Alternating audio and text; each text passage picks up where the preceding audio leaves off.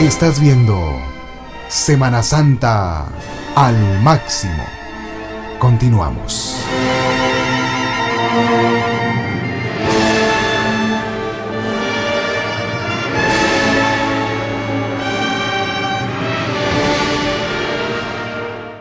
Estamos de vuelta, gracias por continuar con nosotros.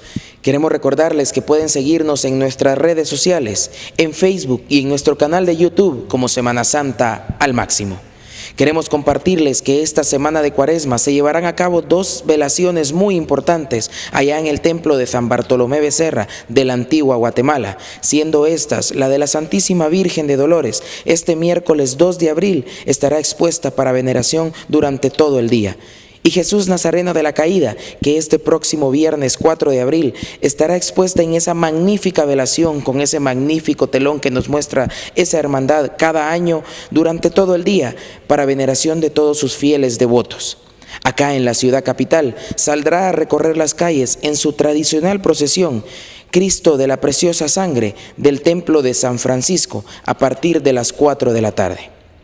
El día de hoy, para nuestro tema cuaresmal, hablaremos un poco de esas bellas composiciones que acompañan nuestros cortejos procesionales. Y para ello tenemos como invitado al doctor Fernando Urquizú, que nos hablará un poco más de las bellas marchas fúnebres. Nosotros tenemos que pensar que el origen de las marchas fúnebres en Guatemala se desarrolla en nuestro país como producto del impacto en el antiguo reino de Guatemala del culto religioso católico y específicamente de la música reproducida a través de la reproducción de los libros de coro que eran realizados en Europa y son enviados en el siglo XVI a Nueva España para que se copien en la Ciudad de México, y de ahí se mandaron a los obispados.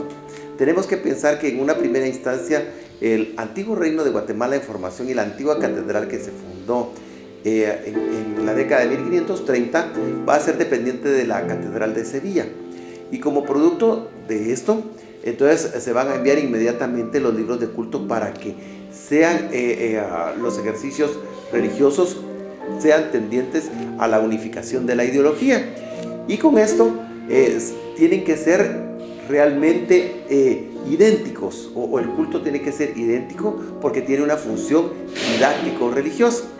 Entonces, estos libros son especialmente los de tipo renacentista, donde hay música de Luis de Palestrina y Tomás Luis de Victoria. Y dentro de estos están las llamadas lamentaciones de Semana Santa y las ceremonias especiales también que se realizaban, como el oficio de las lágrimas de María Magdalena, las lágrimas de San Pedro y especialmente las lamentaciones con motivo de la muerte de nuestro Señor Jesucristo y los cantos de la gloriosa resurrección del mismo.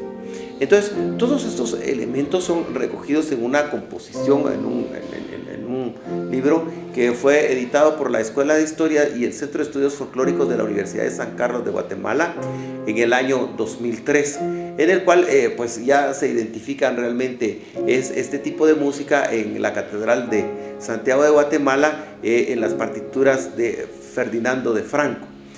Entonces, posteriormente todo esto evoluciona y es enriquecido por la música y los maestros de capilla, tanto en la capital del reino como en todos los poblados indígenas que se formaron con las ordenanzas de Barcelona de 1542.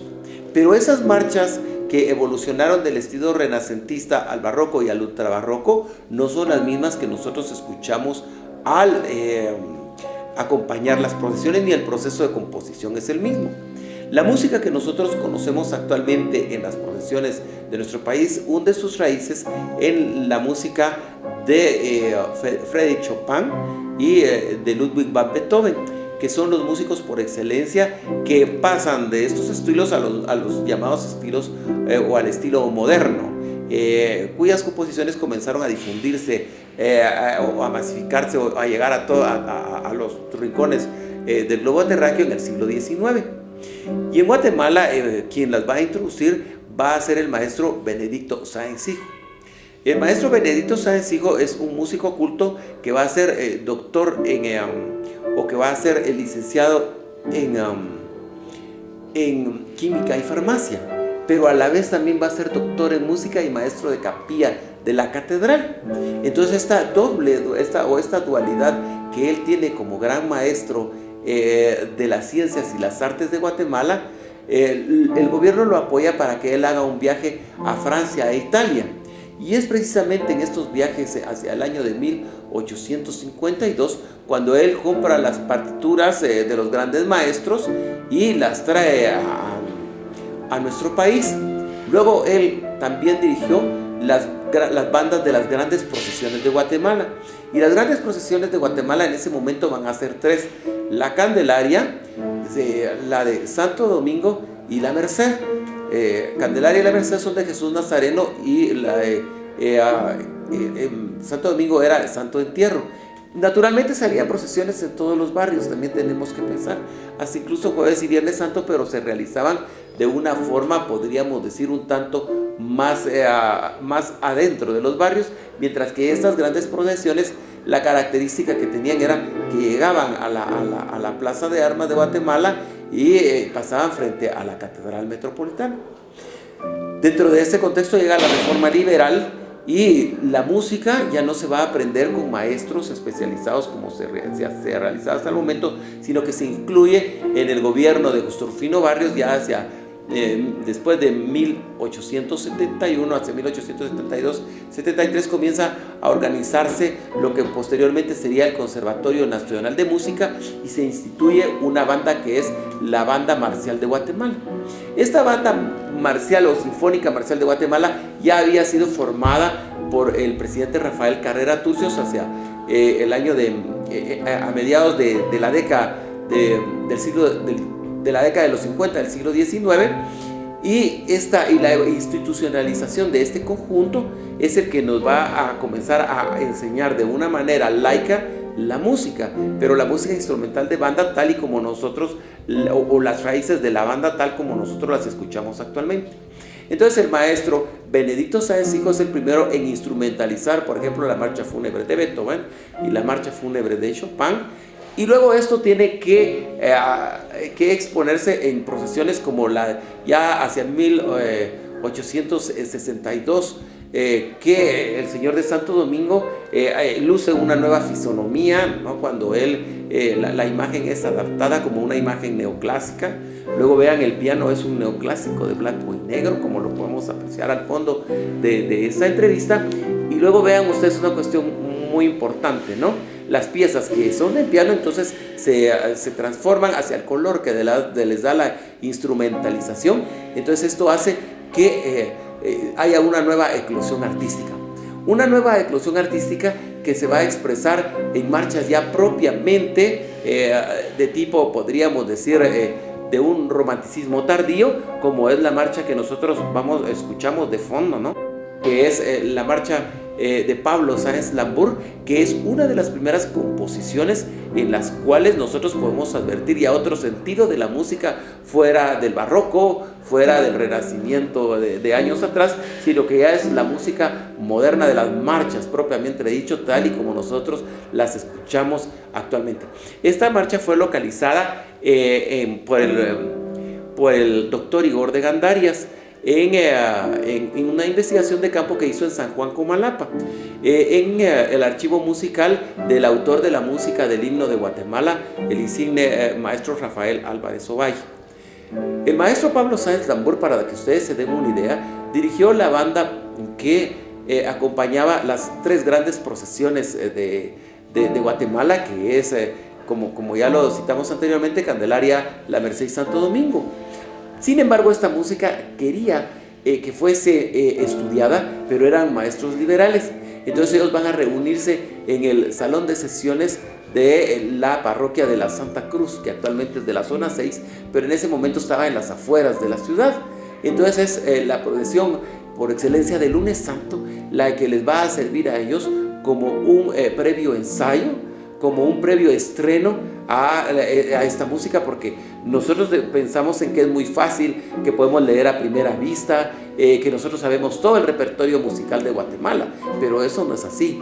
Toda música requiere años de estudio años de investigación, y cuando nosotros vamos a interpretar una marcha requiere un poco de estudio, y actualmente ya la música ha sido instrumentalizada para que nosotros, o simplificada para que la podamos leer a primera vista. ¿Por qué? Porque pensemos que conforme se va desarrollando el siglo XX, entonces los maestros van a necesitar que la procesión camine en tanto tiempo, que las marchas tengan una durabilidad un poquito más corta, y entonces es así como va evolucionando el sistema musical. Nosotros tenemos que pensar que la marcha, como la que nos sirve de fondo a esta entrevista, es una marcha un poquitito más larga, más lenta, más cadenciosa, porque las procesiones tenían otro sentido, un tanto más, podríamos decir, de orden simbólico. Las andas eran pequeñas, eran de 10 brazos. Para los rezos, por ejemplo, de los dolores de la Santísima Virgen, entraban a la casa. Para los rezos del Vía Crucis también se hacían las estaciones dentro de las casas, volvían a salir, se hacían, ese era un auto sacramental un poco más distante a lo que actualmente son. Las primeras procesiones que ya comienzan a hacer un recorrido, podríamos decir, de orden como de un paseo acompañado de imágenes, sí, son propias ya las de Candelaria de la Merced y Santo Domingo, pero ya un tanto más entrado el siglo XX, hacia 1903, cuando se reorganizan las hermandades y las cofradías de pasión.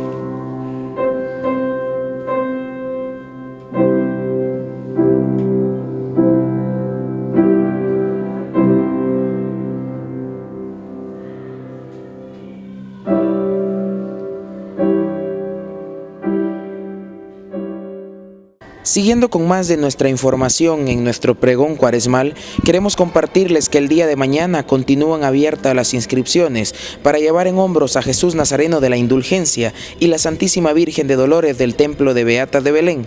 Esto será a partir de las 8:30 de la mañana. Pero algo muy importante, también queremos compartirles que el próximo sábado 5 de abril, a partir de las 8:30 de la mañana, en aquel Templo de Beatas de Belén se llevarán a cabo la entrega de turnos de la Santísima Virgen de Dolores y de Jesús Nazareno.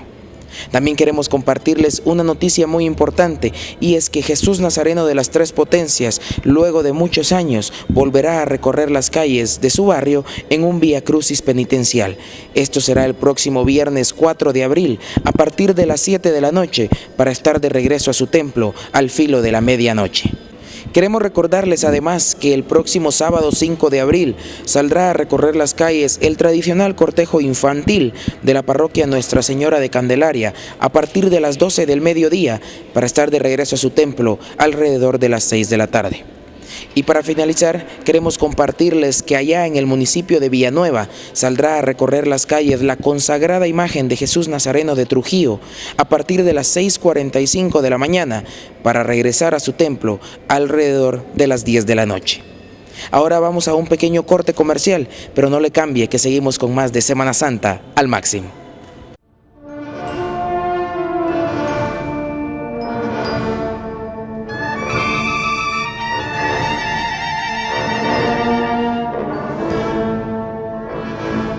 Estás viendo Semana Santa al máximo. Ya volvemos.